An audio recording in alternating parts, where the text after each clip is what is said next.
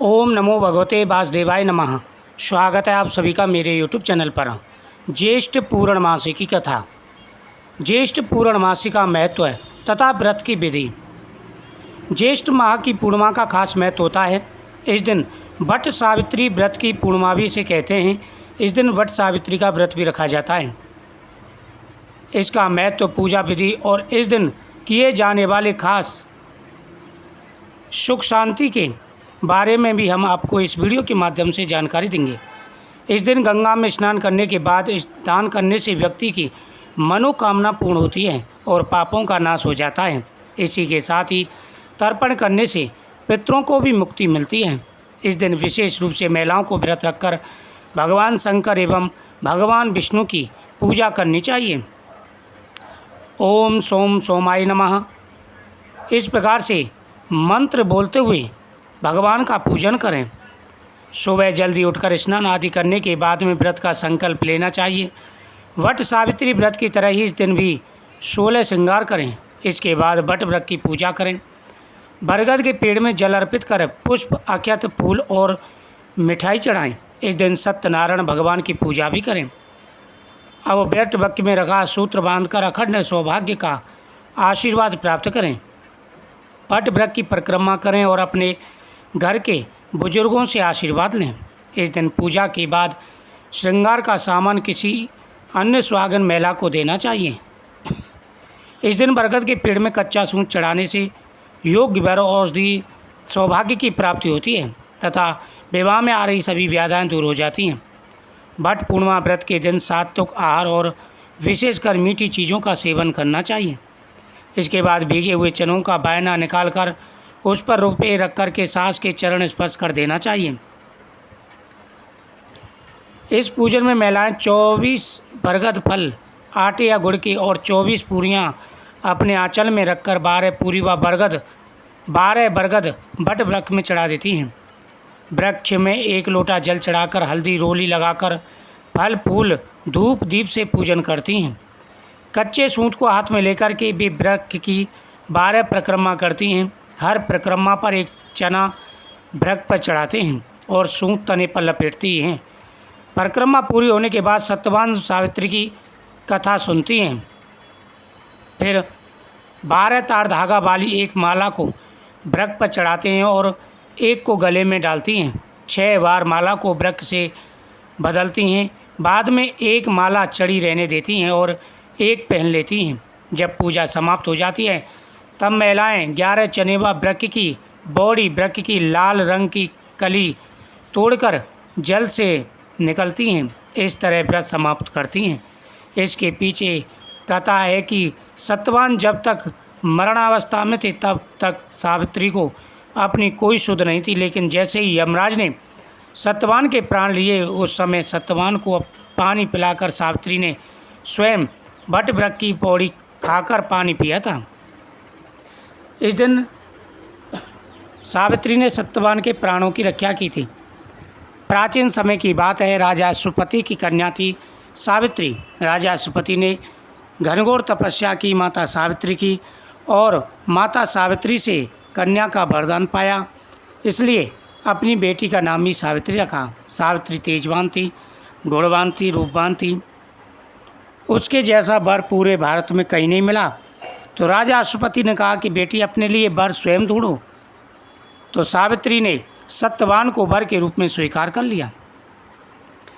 जब देवऋषि नारद को पता चला तो देवऋषि नारद ने कहा कि हे राजन, तुम्हारी पुत्री ने वर तो सुंदर चुना है, गुणवान है, बलवान है, लेकिन उसमें एक ही दोष है कि वह अल्पायु है। यह सुनकर के राजा अश्वपति को चिंता हुई। बेटी को बार बार समझाया, लेकिन बेटी ने कहा कि हे पिताजी, मैंने तो वर चुन लिया है, अब मैं उसी के साथ विवाह करूंगी, जो होगा सो देखा जाएगा। देव ऋषि नारद को बुलाकर सावित्री ने व्रत की विधि पूछी कि ऐसा कौन सा व्रत है जिसके करने से मेरे पति के प्राणों की रक्षा हो सकती है। देव ऋषि नारद ने कहा कि तुम माता पार्वती की पूजा करो। सावित्री ने माता पार्वती की पूजा प्रारंभ कर दी। दोनों का विवाह हो गया। सावित्री सत्यवान के साथ जंगल में रहने लगी। वहीं पर वह अपने सास ससुर की तथा पति की सेवा करने लगी। कुछ समय के बाद में सत्यवान की मृत्यु का दिन आया। वह जंगल में लकड़ी लेने गया और सावित्री बोली कि मैं भी आपके साथ चलूँगी। सत्यवान बोले, देखो जंगल में बहुत कष्ट है, तुम क्या करोगी? पर नहीं, मुझे भी आपके साथ चलना है। उस दिन दोनों बट वृक्ष के नीचे बैठे थे। सत्यवान पेड़ पर चढ़ा हुआ था। अचानक उसके सर में पीड़ा होने लगी। वह बोला, मेरे सर में पीड़ा हो रही है। सावित्री बोली कि आप नीचे आ जाइए। सत्यवान नीचे आया। सावित्री उसके सर को गोद में रख कर के माता के मंत्रों का जाप करने लगी। तभी यमदेव वहाँ आते हैं और सत्यवान के प्राणों को लेकर के चलते हैं। सावित्री अपने पतिव्रत धर्म से और योग बल से यमराज के पीछे पीछे चल देती हैं।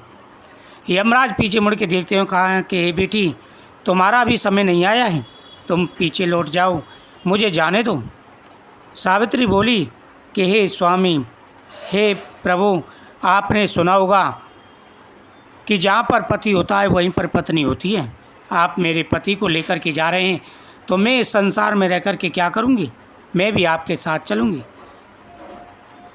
यमदेव बोले कि हे बेटी, अभी तुम्हारा समय नहीं आया है, ये विधि का विधान नहीं है, तुम्हें अगर कुछ वरदान चाहिए तो मुझसे मांग लो। उन्होंने कहा, ठीक है, मेरे सास ससुर की आँखों की रोशनी वापस दे दो। यमराज तथास्तु कह कर के आगे चल दिए। सावित्री अभी पीछे पीछे चलने लगी तो यमदेव बोले कि क्या बात है, मैंने तुम्हें वरदान दिया, फिर ही तुम पीछे आ रही हो, एक वरदान और मांगो। उन्होंने कहा कि मेरे पति का और मेरे सास ससुर का खोया हुआ राज्य वापस मिले। यमदेव ने तथास्तु कहा और वह चल दिए। सावित्री फिर भी पीछे पीछे चल रही थी। यमदेव बोले कि बेटी, मैंने तुम्हें 2 वरदान दे दिए हैं, ऐसा नहीं करना चाहिए तुम्हें। ठीक है, मैं तीसरा वरदान और देता हूँ, उसके बाद तुम्हें जाना होगा। सावित्री बोली, ठीक है, मुझे 100 पुत्रों का वरदान दीजिए। यमदेव तथास्तु कह के चल दिए। सावित्री उनके पीछे पीछे फिर चल दी। यमदेव बोले कि बेटी, मैंने तुमसे पहले ही कहा था मैं तुम्हें आखिरी वरदान देता हूँ, फिर भी तुम मेरे पीछे आ रही हो। सावित्री बोली कि हे यमदेव, कृपा करके ये बताइए कि मैं पतिव्रता नारी हूँ और आपने मुझे 100 पुत्र होने का वरदान दिया है, तो मेरे पति के प्राणों को लेकर के आप जा रहे हो, आपका वरदान कैसे सत्य साबित होगा? मेरे 100 पुत्र कैसे होंगे? यमदेव चकरा गए। उन्होंने कहा कि बेटी, तुम बड़ी बुद्धिमान हो, ठीक है, मैं तुम्हारे पति को छोड़ता हूँ और साथ ही ये भी वरदान देता हूँ, आज के दिन जो महिलाएं बट वृक्ष की पूजा करेंगी उनके पति की आयु लंबी होगी और उन्हें अटल सौभाग्य प्राप्ति तथा संतान का सुख भी प्राप्त होगा। तो इस दिन सावित्री ने अपने पति सत्यवान के प्राणों की रक्षा की थी। जिस दिन वह बैठी थी उस दिन पूर्णमासी का दिन था और वह बट वृक्ष के नीचे बैठी थी। वहीं पर उसने माता पार्वती की पूजा की और बट वृक्ष की परिक्रमा की। इस कथा के श्रवण करने से मनोकामना पूरी हो जाती है। इस दिन सत्यनारायण भगवान की कथा भी करें, सत्यनारायण भगवान की पूजा करें। ऐसा करने से प्रत्येक मनोरथ पूरे हो जाते हैं। वीडियो को ज़्यादा से ज़्यादा शेयर करें, चैनल को सब्सक्राइब करें, कमेंट में ओम नमो भगवते वासुदेवाय नमः जरूर लिखें। इस दिन किसी योग ब्राह्मण तथा ज़रूरतमंद व्यक्ति को अपनी श्रद्धा अनुसार दान दक्षिणा देने से पुण्य फल प्राप्त होता है तथा प्रसाद में चने व गुड़ का दान अवश्य करना चाहिए। प्राचीन ग्रंथ ब्रह्मज्ञान में बताया गया है कि जो यथोचित रूप से बरगद के वृक्ष लगाता है वह शिव धाम को प्राप्त होता है। इस दिन बट वृक्ष के नीचे विष्णु जी का, माता पार्वती तथा भगवान शिव का पूजन करना चाहिए।